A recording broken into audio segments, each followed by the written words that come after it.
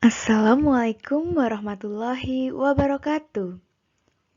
Semangat pagi anak-anak. Pada pertemuan kali ini kita akan membahas bab 7, yaitu berkorespondensi dengan surat pribadi dan surat dinas.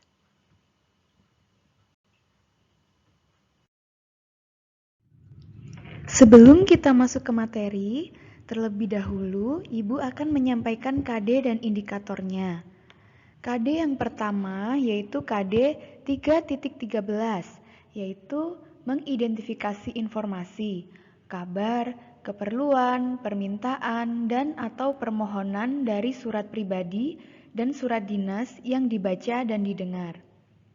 Selanjutnya ada KD 4.13, yaitu menyimpulkan isi, kabar, keperluan, permintaan, dan atau permohonan surat pribadi dan surat dinas yang dibaca atau diperdengarkan.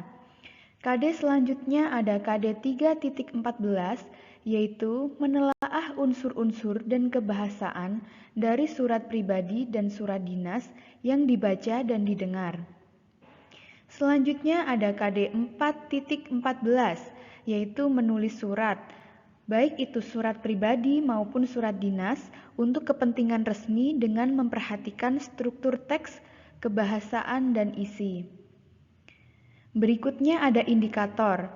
Nah, indikator yang pertama yaitu mengenal dan memahami surat. Yang kedua yaitu menyimpulkan isi surat. Yang ketiga, menelaah struktur dan bahasa surat pribadi dan surat dinas. Nah, poin yang keempat, menulis surat pribadi dan surat dinas dalam bentuk kertas dan email.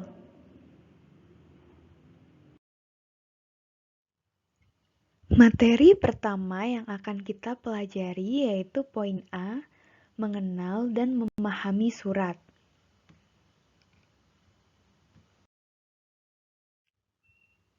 Hayo, di sini siapa yang udah tahu apa sih surat itu?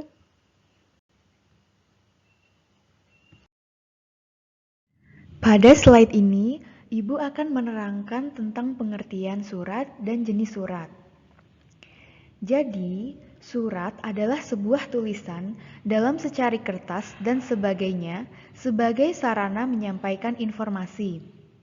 Awalnya, surat hanya ditulis menggunakan kertas dan butuh waktu yang cukup lama agar surat sampai ke pembaca. Seiring perkembangannya zaman, surat dalam bentuk kertas mulai tergerus perkembangannya.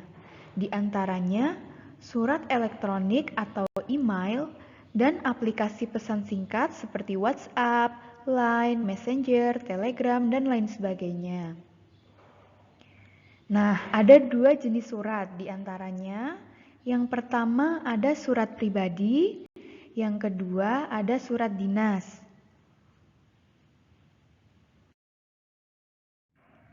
Nah, pada bagian ini Ibu akan menjelaskan mengenai poin pertama, yaitu mengenal ciri surat pribadi dan surat dinas.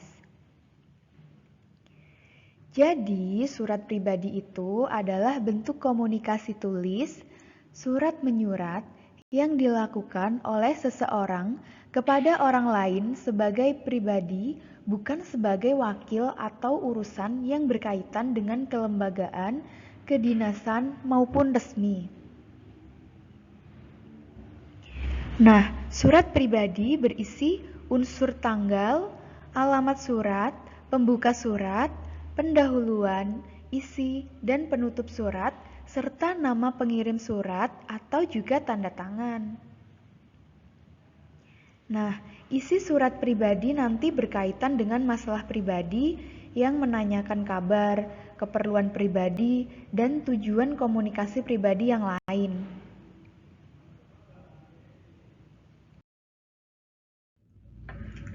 Nah, sekarang kalian coba perhatikan contoh surat pribadi berikut.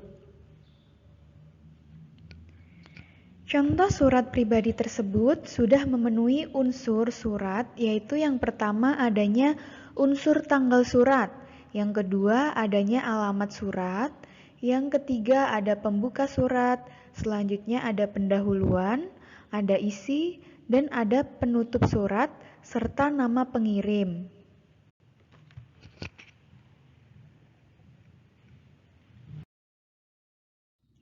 Dari contoh di atas, dapat kita simpulkan bahwa ciri dari surat pribadi yaitu yang pertama, adanya alamat dan tempat tanggal pembuatan surat.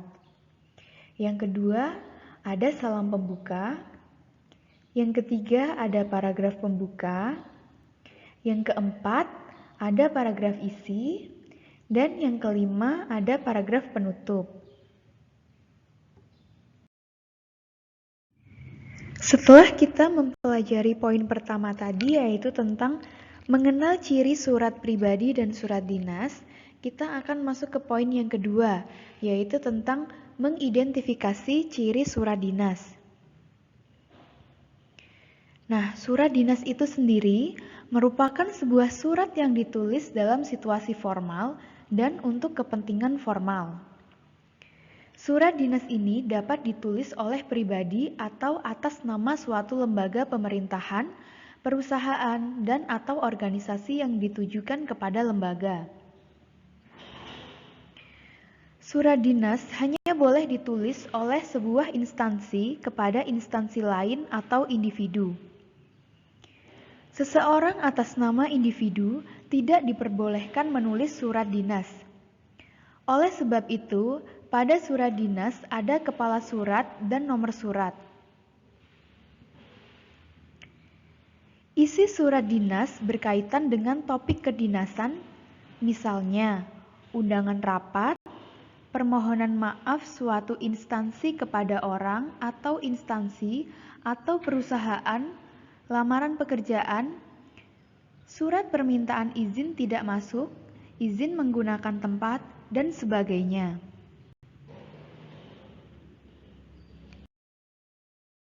Nah, sekarang kalian coba perhatikan contoh surat dinas berikut.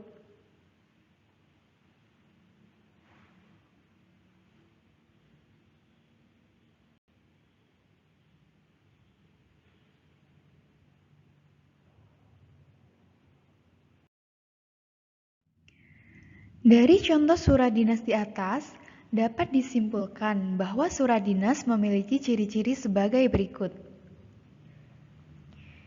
Yang pertama, adanya kop surat dan nama instansi ataupun lembaga. Yang kedua, adanya nomor surat dan lampiran. Yang ketiga, adanya salam pembuka maupun salam penutup. Yang keempat, menggunakan bahasa resmi, karena surat dinas merupakan surat yang resmi. Yang kelima, adanya stempel instansi atau lembaga pada surat. Nah, untuk pembahasan mengenai surat, kita sampai ke poin ini dahulu ya. Kita bisa lanjutkan di pertemuan berikutnya. Terima kasih. Wassalamualaikum warahmatullahi wabarakatuh.